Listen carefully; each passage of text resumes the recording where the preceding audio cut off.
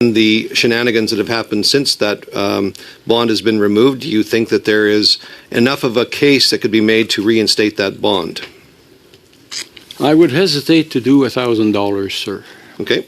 If it has to be reinstated, it could be somewhere in the hundreds, lower hundreds. Okay. To act as a kind of a natural barrier, but $1,000 becomes substantial.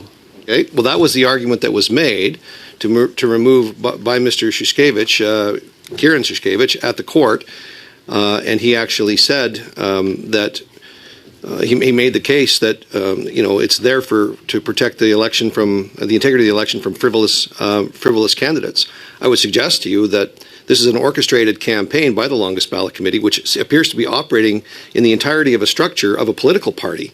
It's got central, we've heard witnesses here say that it's got central communications, it knows how to play the game, it knows what it's doing, and they're running multiple candidates in one riding. And while you might have mentioned several of the by-elections, they're also doing this during the general election as well. So if we're not going to have the bond, and if you think the bond is not there, what's the number for the number of signatures then? Because I would suggest to you that if it's 100, the government of the day in the last parliament suggested dropping that down to 75.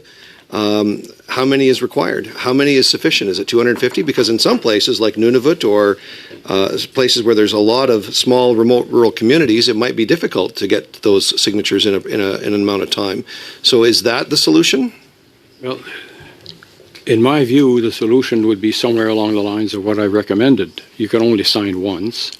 And in terms of numbers, I thought the number of 100 did not create a problem in most ridings, and in the rural ones, it's 50 that is required. That's right. Yeah. But now if you've got 200 candidates, each with 50 signatures, and we've heard the current electoral officer say that it's hard to even find employees to work elections, how many more staff and how many more resources would it take to cross-reference 200 candidates at 50 to 100 signatures apiece to make sure that they're all individual? That's a lot of bureaucracy, is it not? I agree with you, and that's why I'm saying it should be, you can only sign once. So if you get 100 people who sign one another's documents, that doesn't fly anymore with the recommendations I've made. Okay. And I think you've both intimated that you should only be an official agent. Mr. Blanchette and you, Mr. Kingsley, have both said that you should only be an official agent in one riding.